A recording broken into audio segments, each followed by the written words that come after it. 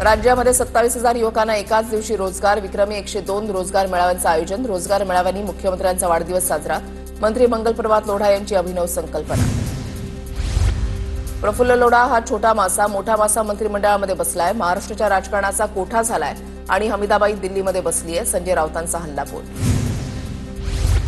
Honey trap प्रकरणामधला आरोपी प्रफुल्ल लोढाच्या विरोधात Bavdhan police ठाण्यामध्ये बलात्काराचा गुन्हा दाखल. पतीला नोकरी देतो असं सांगत इच्छेविरुद्ध शारीरिक संबंध ठेवल्याचा महिलेचा आरोप. गृहराज्यमंत्र्यांच्या आईच्या नावानं डान्स बारचे सर्व नियम तोडवले गेले. त्यांच्यावर कारवाई कोण करणार? अनिल परबांकडून मुख्यमंत्र्यांकडे योगेश कदमांच्या राजीनाम्याची मागणी.